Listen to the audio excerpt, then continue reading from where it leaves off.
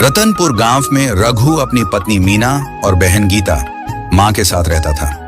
रघु गांव के जमींदार के यहाँ मजदूरी करता था। उसने अपनी सारी जमा पूंजी अपनी बड़ी बहन की शादी में लगा दी थी और उसकी शादी एक अमीर परिवार में करवा दी थी। फिर कुछ साल बीत गए। मीना, सेठ जी इस महीने की तनख्वाह देने से मना कर रहे हैं। कह रहे हैं कि अगले महीने देंगे। अब मुझे समझ नहीं आ रहा कि इस महीने का खर्च कैसे चलाऊं। क्या कह रहे हो? घर में खाने को कुछ नहीं है? सोचा था कि इस बार तुम्हारी तनख्वाह से पूरे महीने का राशन ले लूंगा। अब हम क्या करेंगे? माँ की तबीयत भी ठीक नहीं है, हमें उन्हें अस्पताल ले जाना है। मीना, अब तो मुझे भी बहुत चिंता हो रही है। मुझे पूरे महीने दिन रात काम करना पड़ता है और जब पैसे लेने का समय आता है तो मकान मालिक कोई बहाना बनाकर पैसे दे देता है। अब मैं यह काम नहीं छोड़ सकता। मुझे नहीं पता कि मुझे नौकरी मिलेगी या नहीं, लेकिन माँ की तबीयत ठीक नहीं है। हमें आज उन्हें अस्पताल ले जाना है। चिंता मत करो, मैं आज मकान मालिक से पैसों के बारे में बात करूंगा। कौन जाने, शायद वह पैसे देने को तैयार हो जाए। फिर किशोर जमींदार के पास जाता है। जमींदार, घर में खाने को कुछ नहीं है और मेरी माँ की तबीयत भी ठीक नहीं है, इसलिए आप मुझे इस महीने के पैसे दे दीजिए, क्योंकि मुझे इस बार पैसों की बहुत जरूरत है। पैसों की जरूरत किसे नहीं होती? पैसा एक ऐसी चीज है जिसकी जरूरत हर किसी को होती है। मैंने तुमसे पहले भी कहा था कि अगले महीने तुम्हें पैसे मिल जाएंगे। क्या तुम्हें बार बार एक ही बात सुनने में मजा आता है? तुम काम और पैसे पर ध्यान नहीं दे रहे हो। तुम्हारा पैसा कहीं नहीं जा रहा है। मकान मालिक, मेरे पास कमाई का कोई दूसरा जरिया नहीं है। जो भी पैसा आता है वो आपसे ही आता है और इसी पैसे से मेरे घर का खर्च चलता है। और इस समय मेरी माँ की तबीयत भी ठीक नहीं है, इसलिए आप मुझे पैसे दे दीजिए, क्योंकि मुझे इस समय पैसों की बहुत जरूरत है। तो इसमें मैं क्या करूं? तुम्हारे जैसे लोग तो रोज मेरे पास पैसे मांगने आते हैं। अब तुम यहाँ से जाओ और कल सुबह जल्दी आना, क्योंकि कल तुम्हें खेतों में पानी डालना है, नहीं तो फसल बर्बाद हो जाएगी। बेचारा किशोर दुखी होकर वहां से चला जाता है। क्या हुआ? जमींदार ने पैसे दिए? मीना, जमींदार ने पैसे नहीं दिए। मैंने उसे अपने घर की स्थिति के बारे में भी बताया, लेकिन उसके बावजूद भी उसने मुझे पैसे देने से साफ मना कर दिया। ऐसा काम करने से क्या फायदा? जो काम जरूरत के समय नहीं किया जा सकता उसे छोड़ देते हो और दूसरा काम शुरू कर दो। तुम कल मकान मालिक से बाकी पैसे ले लेना। उन पैसों से हम माँ का इलाज करवाएंगे और हम कुछ दिनों का खर्च भी चला लेंगे, और तुम उस दौरान कोई दूसरी नौकरी ढूंढ लेना। तुम सही कह रही हो मीना, मैं भी इस काम को लेकर बहुत चिंतित हूँ। मैं कल मकान मालिक से इस बारे में बात करूंगा और फिर कोई दूसरी नौकरी ढूंढ लूंगा। मैं कोई ऐसा काम ढूंढूंगा जिसमें मुझे ज्यादा मेहनत न करनी पड़े। ज्यादा काम करने की वजह से मेरे हाथ पैर टूटने लगते हैं। अगले दिन सुबह रघु फिर से जमींदार के पास जाता है। जमींदार साहब, अब मुझ में और ताकत नहीं बची है। अब मैं और मेहनत मजदूरी नहीं कर सकता, इसलिए अब मैं यह काम छोड़ना चाहता हूँ। तो कृपया मुझे मेरे पैसे दे दो। आप किस पैसे की बात कर रहे हैं? मकान मालिक, मैं इस महीने की मेहनत के पैसे की बात कर रहा हूँ, क्योंकि अब मैं यह काम छोड़ना चाहता हूँ। अगर तुम ये काम छोड़ दोगे तो तुम्हें उस महीने के पैसे नहीं मिलेंगे। तुम्हें अब कुछ याद है या नहीं? मुझे सब याद है, पर तुम्हें पता है कि मैं कितनी मेहनत करता हूँ और कभी-कभी मैं पूरी रात काम करता हूँ। तो मैं इसके बारे में क्या कर सकता हूँ? सभी मजदूर कड़ी मेहनत करते हैं, आप अकेले नहीं करते। मकान मालिक ने उल्टा जवाब दिया और उसे भगा दिया।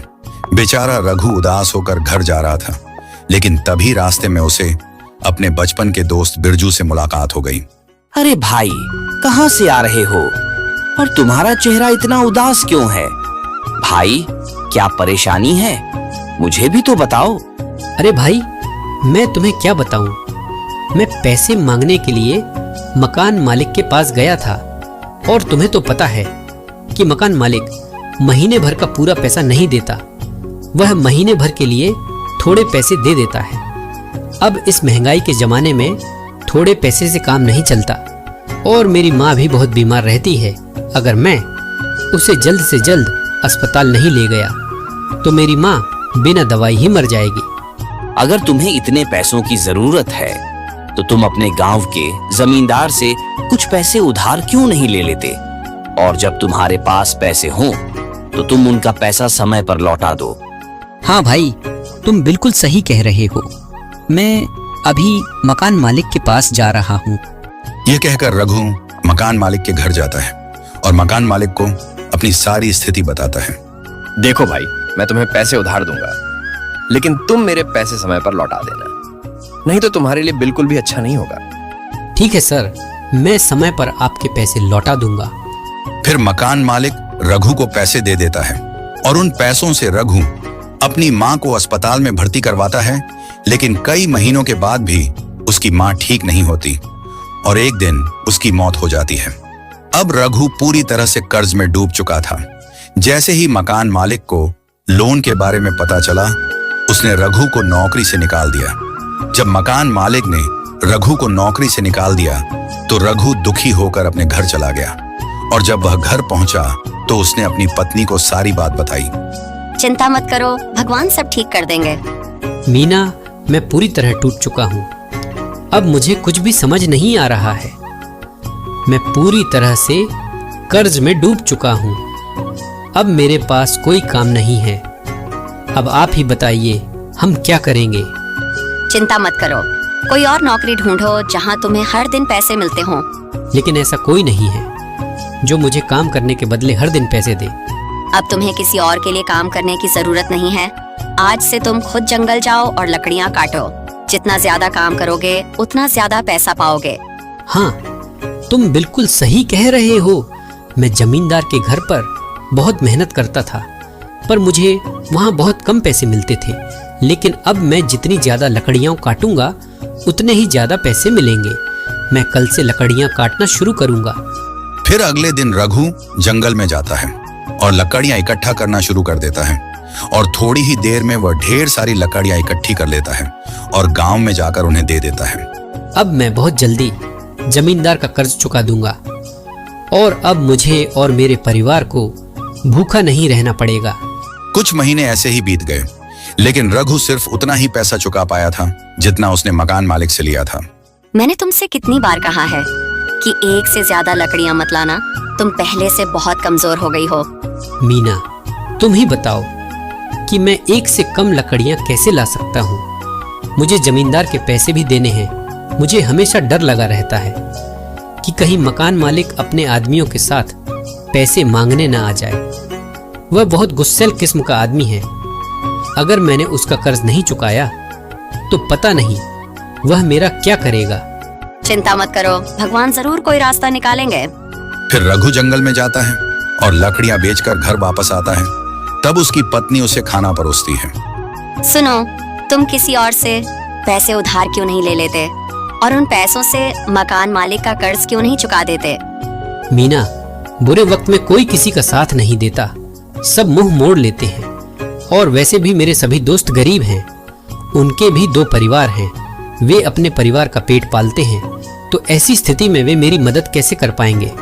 और मेरा कोई अमीर दोस्त भी नहीं है जो इस समय मेरी मदद कर सके। लेकिन हमें जल्द से जल्द पैसों का इंतजाम करना होगा, क्योंकि मकान मालिक 2 दिन बाद पैसे मांगने आएगा। और अगर हम उसे पैसे नहीं देंगे तो पता नहीं वह हमारा क्या करेगा। रघु बुरी तरह फंस चुका था। उसे समझ नहीं आ रहा था कि वह मकान मालिक से कैसे छुटकारा पाए।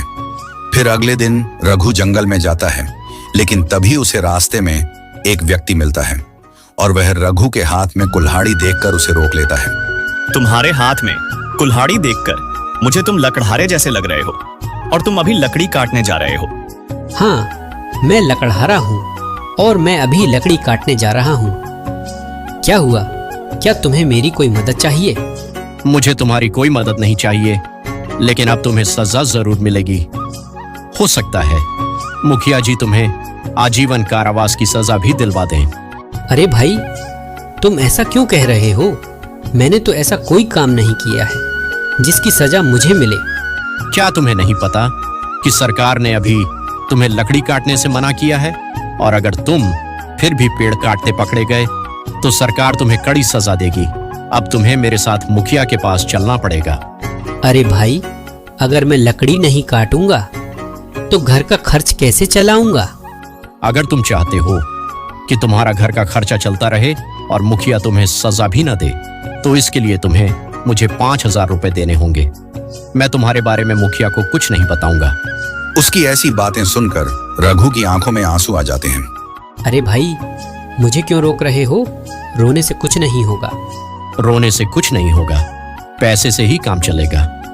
अगर तुम नहीं चाहते कि मुखिया तुम्हें सजा दे तो तुम्हें मुझे पैसे देने होंगे, नहीं तो मैं तुम्हें मुखिया के पास ले जाऊंगा। देखो भाई, मेरे पास पैसे नहीं हैं। तुम चाहो तो मुझे मुखिया के पास ले जा सकते हो।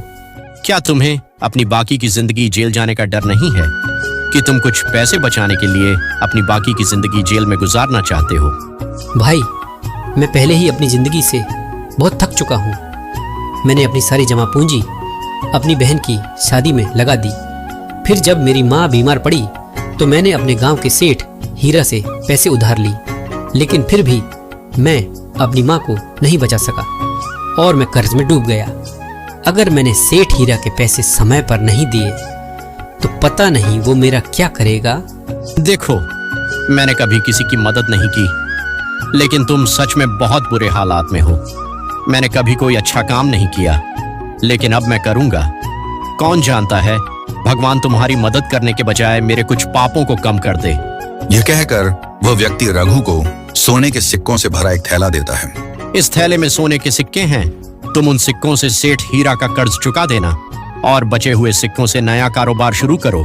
रघु उस आदमी का शुक्रिया अदा करते हुए वहां से चला जाता है, लेकिन रास्ते में उसे चक्कर आने लगता है तो वह एक पेड़ के नीचे बैठ जाता है। फिर वह सो जाता है, लेकिन तभी वहां एक चोर आता है।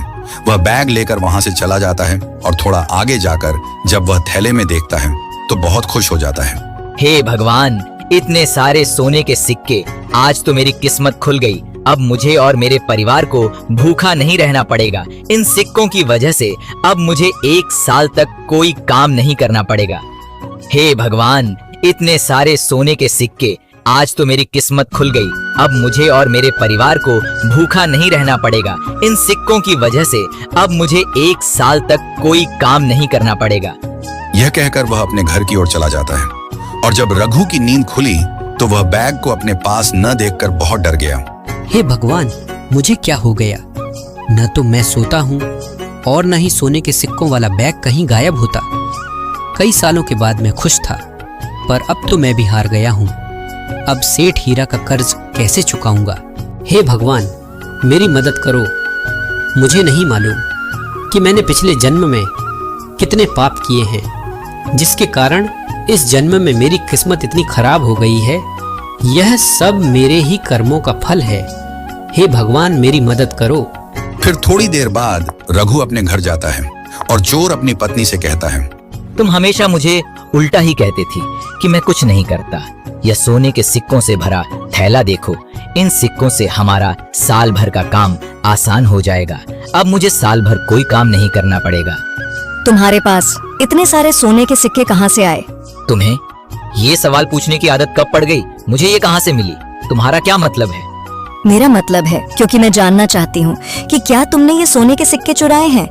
हाँ, मैंने सोने के सिक्कों से भरा यह थैला चुराया है। वहाँ एक आदमी पेड़ के नीचे सो रहा था, मैं उसका थैला चुरा कर ले आया।